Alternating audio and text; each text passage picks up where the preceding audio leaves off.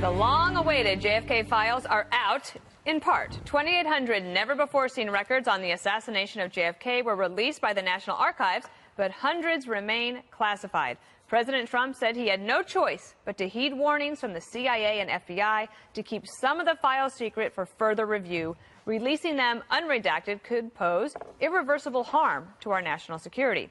Here's some of what we learned from documents that were allowed to go public.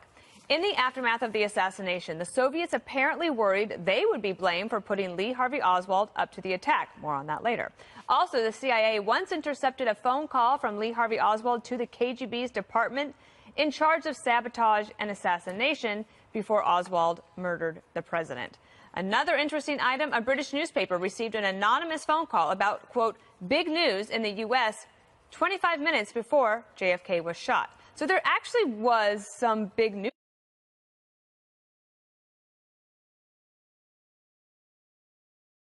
And stepped into the crowd, the milling throng, and decided to shake hands and give his personal greetings. And this, once again, he did. There's the gunmetal gray limousine, blue and gray, pulling away now from the fenced area. The President and Mrs. Kennedy seated on the back seat, Governor and Mrs. Connolly on the second seats or jump seats, and then the official driver and Secret Service men are in the front seat. A flying wedge of some 12 Dallas police motorcycles leading the way, and the pace is picking up as they head for the departure gate and the trip downtown to the Trade Mart. Now, those of you who are waiting along the parade route, just to be sure that you find yourself in the proper location, let's give it to you once again. It will go Mockingbird Lane to Lemon Avenue, then travel south on Lemon to Turtle Creek, Cedar Springs, through the downtown area on Harwood to Maine, west on Maine to Houston, through the Triple Underpass to Stemmons Freeway, then on to the Trade Mart.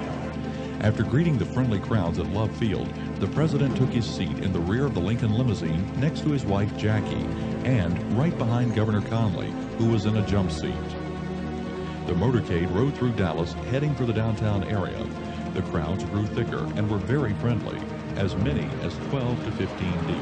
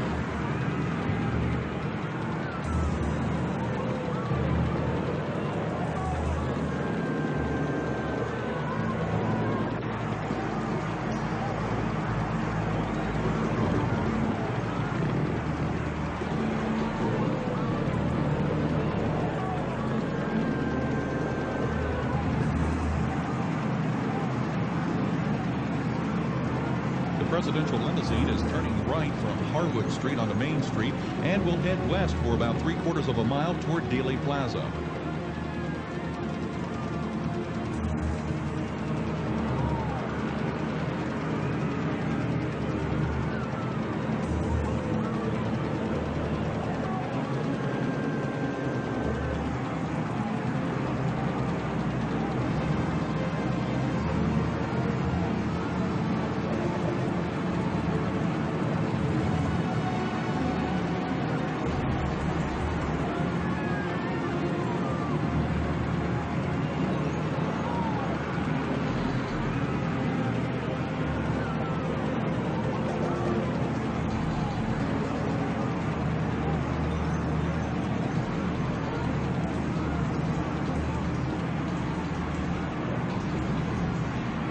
motorcade is now turning onto Houston Street, heading for the corner of Elm Street, and the crowds are just beginning to thin out.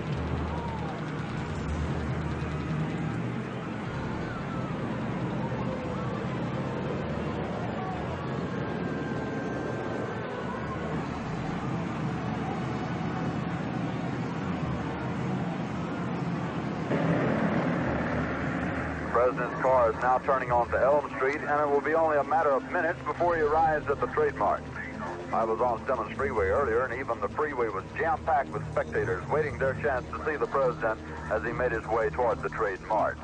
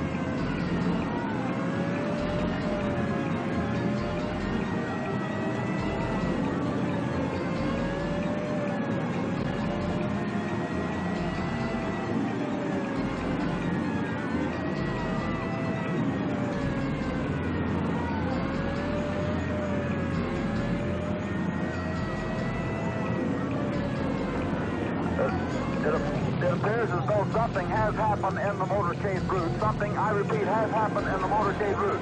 Stand by.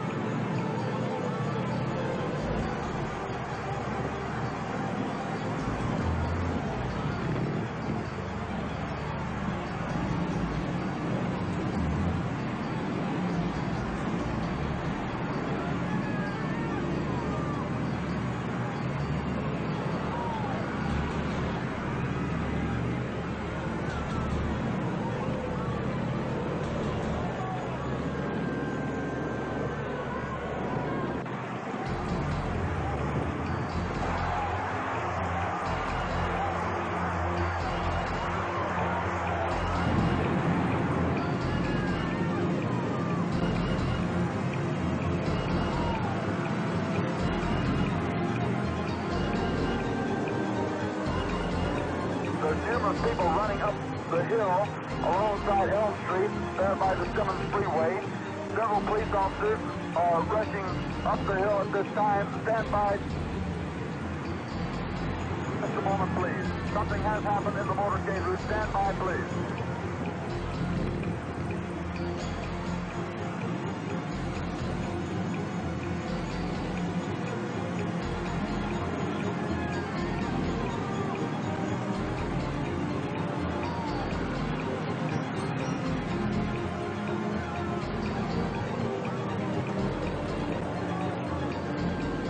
The president's car is now going past me.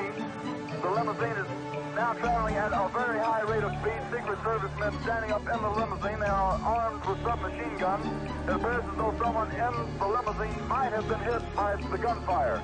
Parkland Hospital, there has been a shooting. Parkland Hospital has been advised to stand by for a severe gunshot wound. I repeat, a shooting in the motorcade in the downtown area.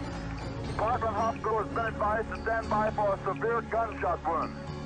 The presidential car coming up now. We know it's the presidential car. You can see Mrs. Kennedy's pink suit. There's a Secret Service man, spread eagle, over the top of the car. We understand Governor and Mrs. Connolly are in the car with President and Mrs. Kennedy. We can't see who has been hit, if anybody's been hit, but apparently something is wrong here. Something is terribly wrong. I'm in behind the motorcade, trying to follow them. It looks as though they're going to Parkland Hospital. We're on the road to Parkland at this time. The Secret Service man is still spread eagle over whoever is in the car, the President and Mrs. Kennedy, and as we understand, Governor and Mrs. Connolly.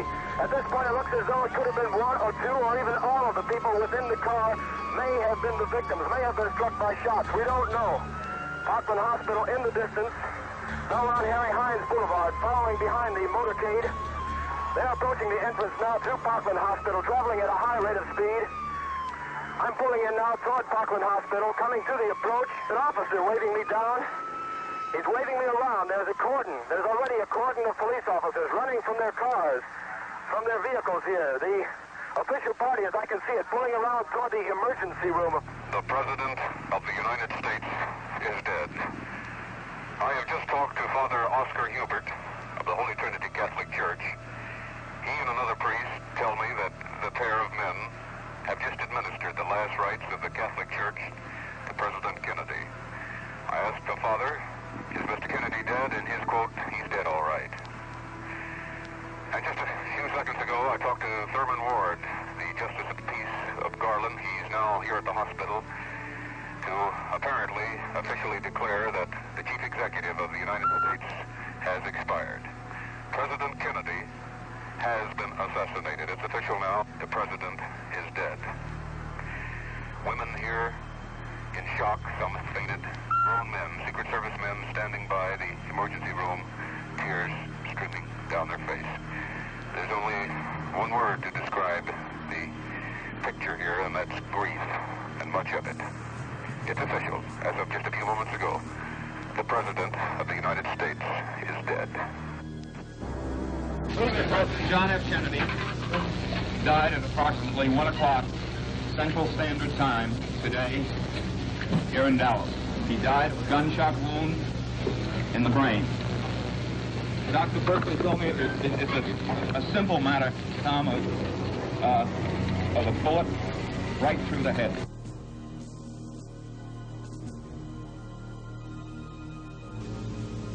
Just a few minutes ago, the President of the United States turned from Houston Street onto Elm Street on his way to a scheduled luncheon appearance at the Stemmons Trade Mart. And as he went by the Texas School Book Depository, headed for the Triple Underpass, there were 3 loud, reverberating explosions. Nobody moved. Everyone seemed stunned. A few seemed to look around, wondering who has the firecrackers. Then suddenly the Secret Service men sprang into action. The convertible bearing the President and Mrs. Kennedy sped away, and officers, both plainclothes and uniformed, seemed to spring from everywhere at once, guns drawn, ordering people to lie flat. There are 2 witnesses who were near the President's car at the time of the explosions who say that shots were fired from which upper window we do not know. We do not and cannot confirm the reports at this time that the President has been shot. One witness says he definitely was shot, that he was hit twice, that he saw the President slump in his seat. Today is October 26, 2017. This is Amicus. Today I want to bring you guys a live update on the JFK assassination files. Apparently, according to the Surgeon General's report, there was 2 people involved with the first shot that hit Kennedy, and this was just a part of the Surgeon General's report. I'm going to leave a link to the description in the bottom of the video, but in a nutshell, it basically says a dude named Petito, who was a member of the National States Rights Party in the spring of 1963, he confirmed that the Surgeon General's report of the assassination stated the first bullet entered the president's throat below the Adam's apple, clearly showing that the 2 persons were involved, with the first shot being fired from the bridge across the parkway in front of the car. To further substantiate this, Petito said there was a bullet hole in the windshield of the president's car. Now, most of this stuff is going to be heavily redacted. A lot of things have been left out. There's a lot more juicy tidbits I might show you guys at some point, but I think this was really the brunt of the report. This is a lot of the news that you're going to be seeing, is that according to the Surgeon General's report, 2 people were responsible for the first shot being fired from the bridge across the parkway in front of the car. And it doesn't say anything afterwards about, them confirming there was a, bullet in the hole of the windshield, a bullet hole in the windshield, who knows. But I wanted to bring you guys this. You guys can deduct whatever you want to. For me, I'm just trying to show you guys what's going on. Hope you guys are having a great day today, and I'll be back tomorrow with some more news.